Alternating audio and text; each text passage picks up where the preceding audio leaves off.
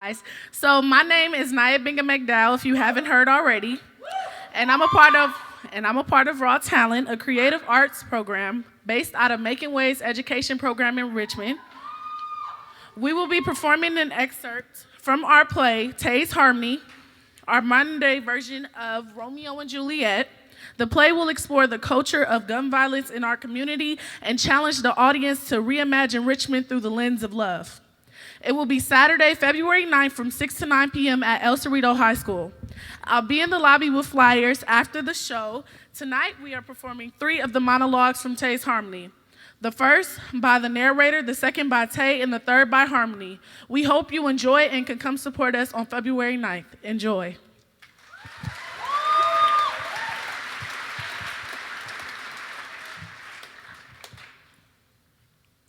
Damn.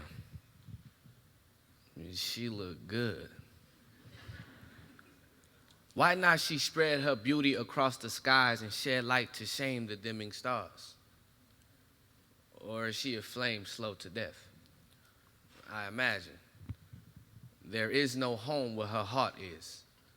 It's probably miles away from serenity of the suburbs, no white picket fence surrounding black-eyed Susan vines or orange and purple bloomings in a garden, or a pathway of polished granite slate that leads to a welcome mat to greet a weary spirit in search for a resting place and a soulmate. I bet if I knocked, no one would answer, 'cause trust don't live here no more. It's no home where her heart is, just beaten in chipped metal, reddish brown rust formed from a constant of thunderstorms. It's probably been a while since the last time the sun rose in her chest, a dawn deep enough to reach into the cracks of that concrete, shine through bullet holes of windows, decayed walls moldy. From the outside, you can tell. You can smell that something died inside of her. And I wonder what it was that was left to rot in this vacant lot. But if time permits, these hands of my love will renovate that deserted shack behind her breast, and I'll build a mansion of all colors, baby.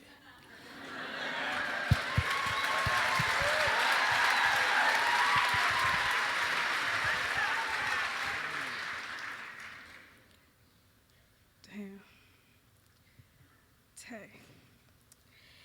In one night, I became encompassed in the flesh of his words, caged by the cadence of his thoughts.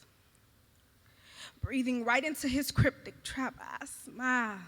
I believe for a second I can breathe his same air. All the while, despising every moment of this weakness. Guilt paints awful lullabies in my mind. I want to hate him so bad. Just like I hated those Northers that killed my cousin. Just like I hated those Northers that tried to drug my best friend in front of me and tried to make me put a bullet in his head. And because of my loyalty, I got 2 on my chest.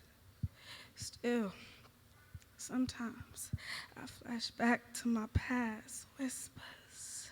That Norther is your enemy, taunting me, testing me, but the words, it takes more strength to be vulnerable, sing songs in my torn soul.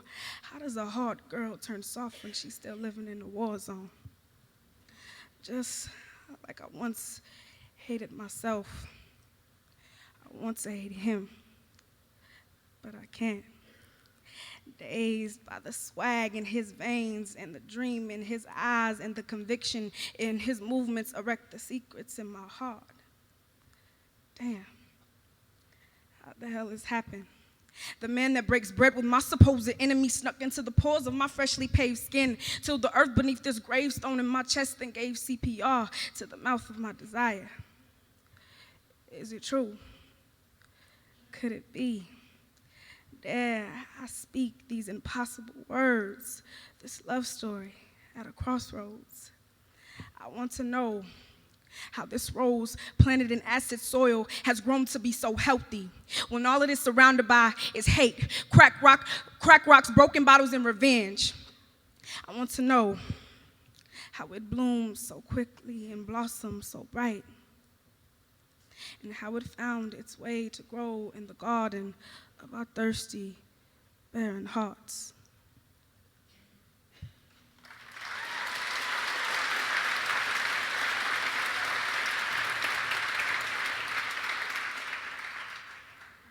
Do you know how we ended up in Richmond?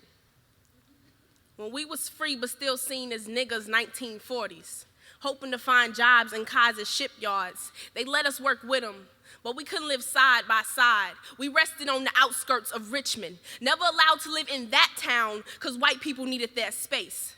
We was ignored. Only until they needed us to work hard hours and push hard steel in factories. They had to protect the children. We wasn't always here. 1950s was supposed to be a time for integration. But as businesses went bankrupt, white families moved out of a failing neighborhood and pushed niggas in. We call that white flight. Since then, it's been our Richmond. Our Richmond. Once a kicking spot for the Black Panthers, now home to black-on-black genocide. What happened to our pride? Crackheads on every corner, houses leaning left like a hurricane hit hard. Who gonna protect our children? But could there be another ending to this story? We know what you were expecting, a tragedy. The classic tale of star-crossed lovers who take their own lives. The classic tale on Channel 5 News, our Richmond Youth, ugly as the scarred backs of our ancestors. We know you were expecting us to choose death, but tonight, we choose life.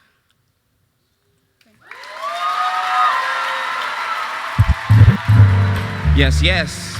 Yes, yes.